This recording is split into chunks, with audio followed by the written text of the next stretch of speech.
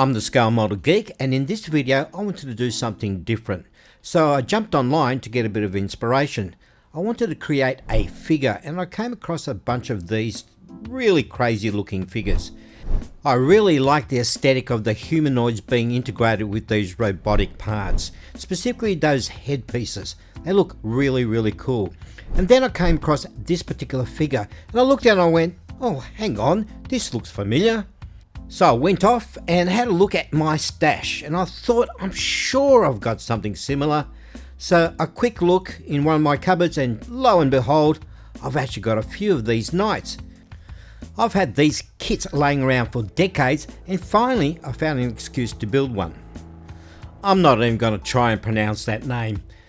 But unfortunately, it's been laying around for, like I said, decades, so it did have a bit of box damage, but no damage whatsoever to the plastic parts. So I'm going to use this and do a bit of chopping up and add some Greeblies to it and see what I can come up with. I do have a rough idea in my head in the type of silhouette I want to create. Some of the things I'll be doing was, one, replacing these crazy looking boots that he has, and also giving him a blaster so I won't need the sword or the spear.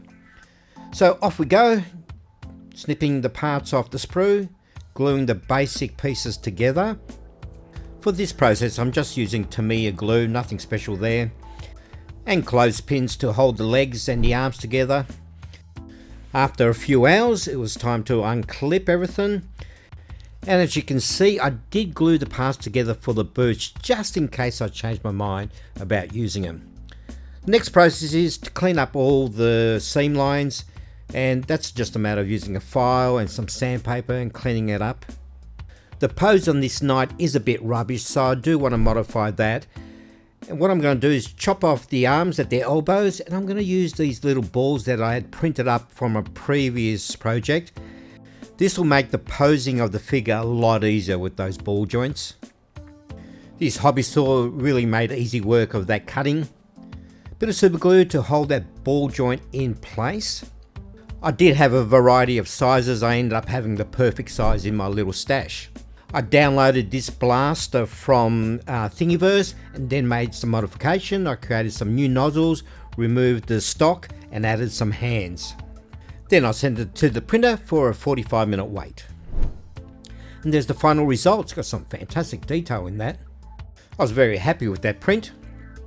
I'm gluing one of his forearms onto the wrist of the hand that's on the blaster, and his left arm will be totally glued to the body, so the arm and the forearm.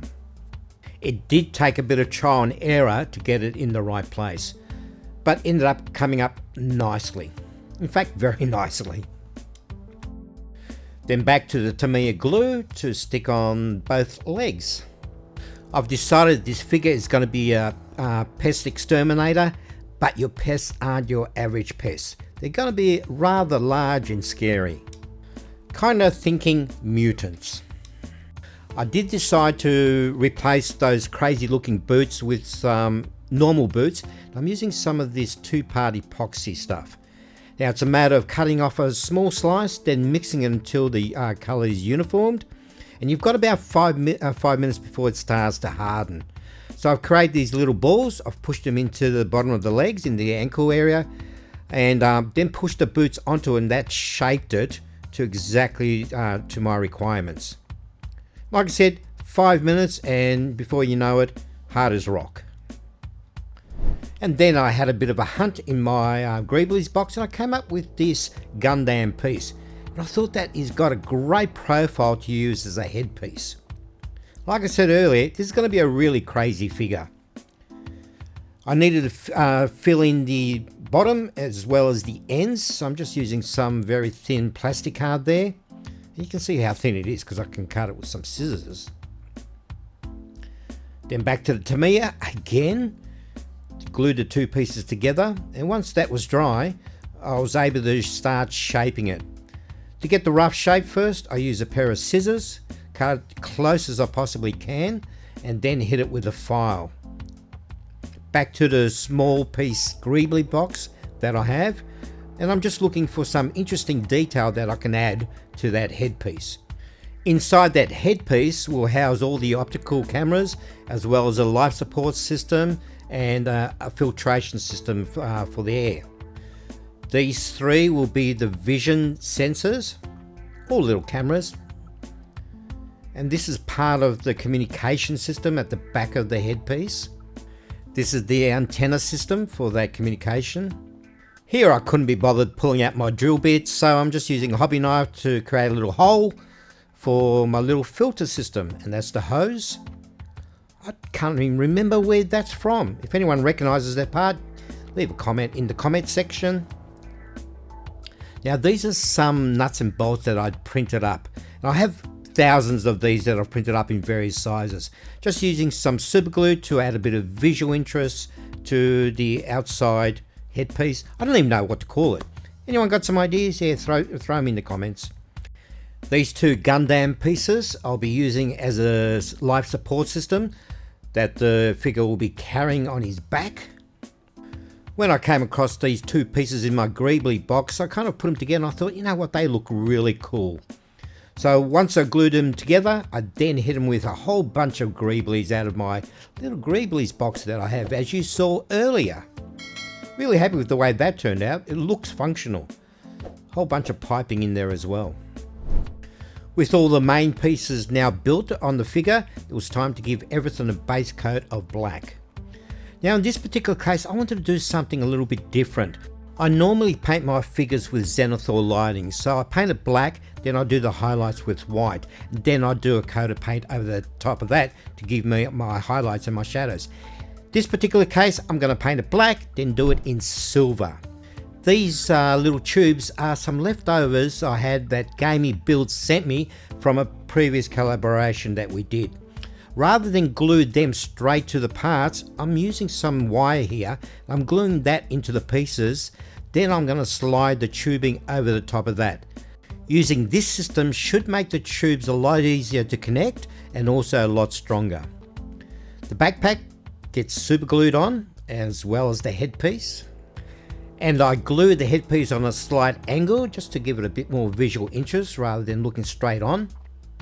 You can see the small wires sticking out of the pieces there. One drop of super glue and the little tube just slides on. I then repeated that process another 2 more times. The reason I'm putting this figure together before I do the zenithal lighting, so when I actually do that, the direction of my spray is correct on all the parts. For the highlight, I'm using that Vallejo steel. And with the airbrush, I just spray from one direction so it hits the up areas, and that'll give me my shadow areas as well as my highlights. I wasn't sure how well this would come up, but it's turned up great. Now I'm using this gold paint from Model Masters, and I don't believe they exist anymore. And I'm just painting one of his legs gold. If you know why I've done this, leave a comment in the comment section. For the optical lenses, I'm using some of this clear red. On the other 2 lenses, I'll use a clear yellow and a clear orange. All from Tamiya. Now I do need to paint his pants, so I'm using some of this burnt umber from Vallejo. Now I give it a base coat, nice even coat of this. Now he's got some like shorts there and the back of his legs, as well as some around the armpits. Then I go in with some of this earth paint from Ammo, which is a dry brushing paint. They're very thick paint, so when you dry brush it gives a great finish to it. By the way, these dry brushing brushes are available from scalemodelgeek.com.au, and the brushes come as a 6-piece set. I have another idea I want to try. Some of this blue from Vallejo, I want to do a really thin wash over the blaster. What I'm trying to achieve is a very thin tint to the silver and a darker finish in the crevices where the paint actually pools. Onto this Tamiya panel line accent color, which is black, and I'll be bringing out some more detail by heating the recessed areas and getting that to wash in there. I did end up having to go in a second time with that blue wash to get a bit more blue to pop out. Then after the blaster, I went in with that accent color and hit the rest of the figure. And this stuff's really good because it brings out a lot of the detail, especially when you've got this silver color to it. As you can see, it's got some really nice contrasts in that paintwork. The Pest Exterminator is coming up really well. The detail in the backpack has come up great. Now, on the subject of pests, I guess we need a pest. For the pest, I'm using the bug from Starship Troopers, which I'm going to print out. Now, I will need to repose it because I need it to be dead on the ground. The design of the bug is such a cool design, I really like it. With the forelegs being separate pieces, it's really easy to repose it. I just lay 2 of the legs flat on the surface and then add the body, then the other 2 legs on top of that. I'm painting the bug with this sun yellow, also the red. I give it a base coat of the sun yellow and then hit the top ends with the red. Once that's completed, I then head to some black paint and I hit all the edges and I kind of create some striping on there as well. Once that's all dry, I use a combination of some red and some white and I create a lighter red and then dry brush the red areas. I then do the same with the yellow and also use a dark grey for the black areas. I give the whole thing a spritz of water and then hit it with some of that accent colour. And this just adds a whole lot more depth to the bug. With those main pieces all done, it's time to move on to the base. Now I've designed these, well, they look like drink coasters in light burn, and I'm using my laser cutter here to cut out 5 pieces. Now 3 are one size, the other 2 are slightly smaller, and I've got those little holes in the middle to make them line a little bit easier. This piece of cork will be my terrain. To make these pieces align a lot easier, I had this idea of having those holes in there and putting some pieces of wire in there. So when I needed to glue the next piece in, I would just slide it and hopefully it would align a lot easier. Well, unfortunately the idea was a bit crappy because there was too much wobble in there anyway. So I ended up having to do it by eye in the end. So that idea was just rubbish. Waste of my time. Won't be doing that again. But I did like the final look of that base. It was interesting and it was different. The cork I'm using is actually a cork tile that I bought from Bunnings here in Australia. And I'm breaking that down into smaller segments to create, you know, those cracks you see in dried mud, that type of thing. And I tell you, this cork's actually quite hard to break. It's quite strong stuff. I guess, you know, it should be because it's a floor tile. Bit of super glue to glue all those individual pieces down.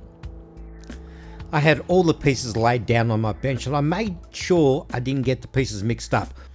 I really wanted to avoid having a jigsaw puzzle.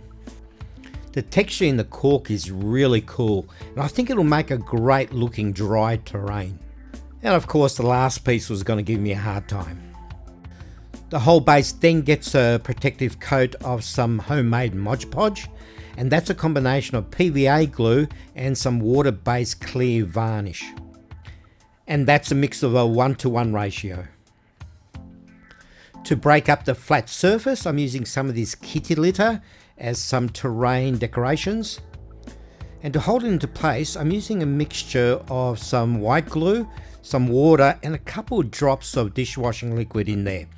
It does need the dishwashing liquid in there to break the tension of the water, so the water can actually run freely through the kitty litter.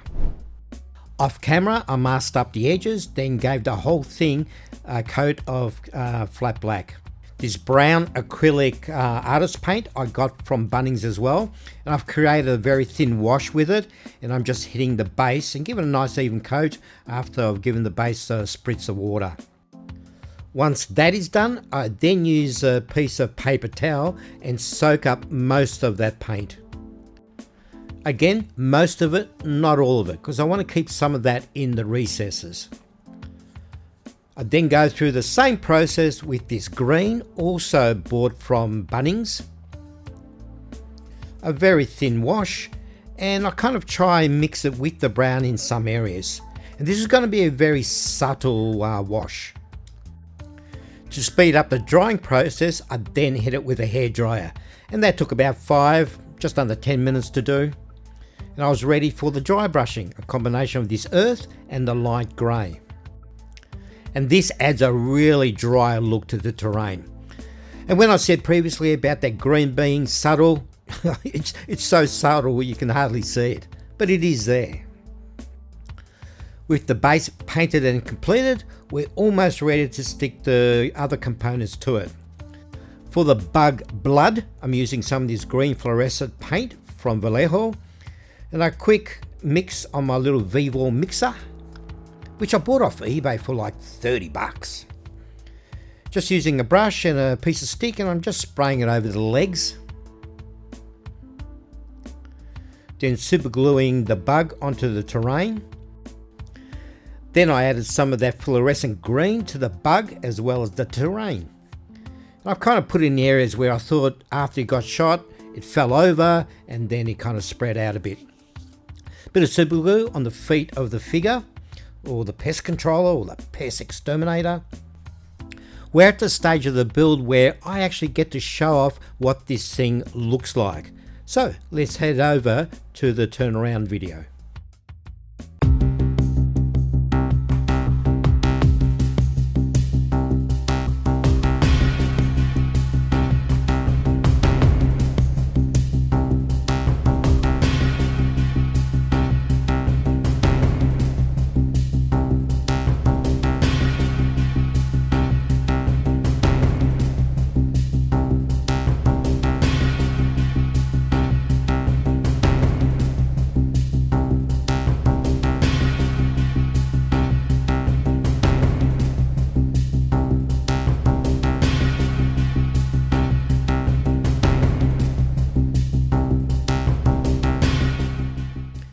I really enjoyed doing that little vignette. It gave me a chance to focus on the one character.